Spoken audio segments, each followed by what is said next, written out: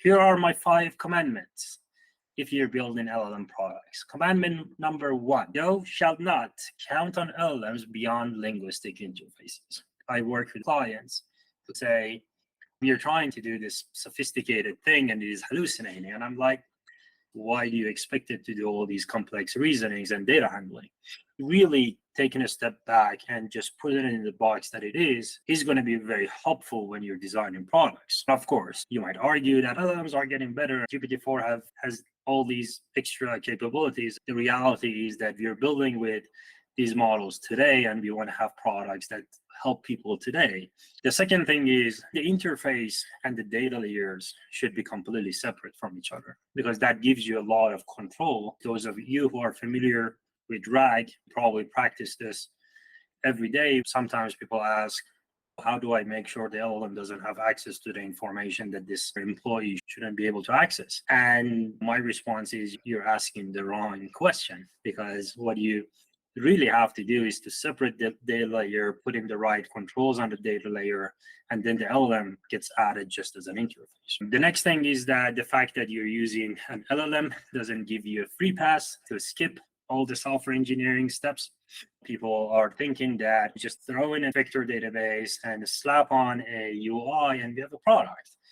The reality is you do not. You have the science fair thing, and that's cute, but to make it a product, you have to think about all of the software aspects. You're really going back to all the software modularity and components that are needed for a system to behave in a robust way. That's going to significantly reduce the hallucinations, significantly reduce the lack of predictability. If you're a product person, you cannot write at the bottom of your product that, hey, just be aware that this product might occasionally hallucinate and give you incorrect information. That's a product person's sin. And a person that designs a product like that should be punished, in my opinion. You have to think about everything that you're pulling into your product, including LLMs, with the acknowledgement of the shortcomings that they have, and then design around those shortcomings. Like the fact that they hallucinate should be something that is forefront of mind, and then design around the fact that it does hallucinate. So create anything that is necessary, like verifications, guardrails, to reduce the harm as much as possible. You can probably not make it zero, but you're responsible to minimize it as much as possible. Finally, you have to test, evaluate, verify, and repeat, because if your software harms somebody, it is on you as the product. Is it reasonable to evaluate the foundation model we use for the project with a smarter LLM in order to evaluate the system? You're saying GPT-4 is too expensive. Can I evaluate it with a tiny llama and then use that to decide if the system is working? That could be one of the things that you do, but ultimately testing your system as is and as it will be interfaced by the customer is going to be very important.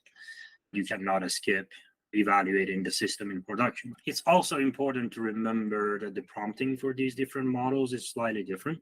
So if it works with Llama in your dev environment and then your production environment is using GPT-4 and you're keeping the same prompts, you're probably not going to get the same type of performance. You need to take a step back and think about how can you decompose what the system needs to do into smaller modules and what kind of models each of those modules need, and test those modules one at a time, and then test the integration of those modules, and then the system level testing. You're laying out the 5 levels of automation, which is a very compelling vision of where everything is going. We have to rethink things in order to get to this level 5. Where should we start? What assumptions do we need to be reevaluating? We have this Friday sessions, we call it problem solvers. Somebody was presenting this very complex sales process, and he was suggesting a few different points during that process where LLMs can come in and make a difference. The question I asked there was, okay, it sounds like you're saying you want to introduce a bunch of point solutions, but why not just go for the unified fabric that integrates into everything? In principle, the whole sales process is using the same type of documents and CRM data to write proposals or interact with customers. So why not a central brain with a bunch of tentacles into? His answer was, first of all, no buyer is going to pay for that, because they're like, oh my God, you're telling me to change this whole machine that I've been perfecting over the past 10 years. That they're pushback is going to be one part of it. The other part of it is just the cost and finding somebody who's willing to be the guinea pig. Yeah. This is not going to be straightforward. You have to burn a lot of things to ground and rebuild it from scratch. A lot of infrastructure needs to change. One of the things that we discussed earlier was that it's a bit of a counterintuitive thing, but if you want to bring something like this to life, you almost have to go somewhere that is, from a technology point of view, pretty far back. Because if they're halfway there, they're going to be like, oh, we have all of these ERPs and CRMs implemented. You're not going to replace all of them. Somebody who's really far back, but has a lot of momentum and enthusiasm is the perfect place to play with this, because they have the momentum and enthusiasm to try it. And also they're starting from the drawing board. I deeply love this analogy with autonomous vehicles, because that's exactly the same there. If 50% of cars are AVs and the rest are manual, we're still not getting the value we want, because the crazy human driver might just do random things and mess up everything. I spend a lot of time thinking about future work. The reason is the way we think about work, the way we think about corporate structures, in my opinion, has to significantly change. Because the way work is structured now, with a lot of layers of middle managers and executives and then soldiers on the ground, that's not going to stick around for too much longer. Middle managers do a lot of things that LLMs will become very good at doing in the next 5 years or so. And if that happens, what does it mean to have a corporate? Onboarding and offboarding employees becomes a lot more streamlined going forward. So what does it even mean to belong to a particular company? I'll probably be thinking about that all night. Let's see, perhaps critique. I was struck by your comment, it's your product, so if it causes harm, it's your responsibility. But if I accidentally cut myself with a sharp knife, I don't blame the manufacturer. That's a very fair point. Even the knife manufacturer probably spends a lot of time thinking how to reduce the accidental harm of their knife as much as possible. I'm not saying that you could completely remove all possible harm. If there is a malicious actor and comes in and says, I'm going to use this baseball bat to kill people, they can, but you have to do your part. Because if you don't and something bad happens and you could have prevented it, it is on you. Apart from hallucination, sometimes show a fair bit of inconsistency in the answers, correct but different.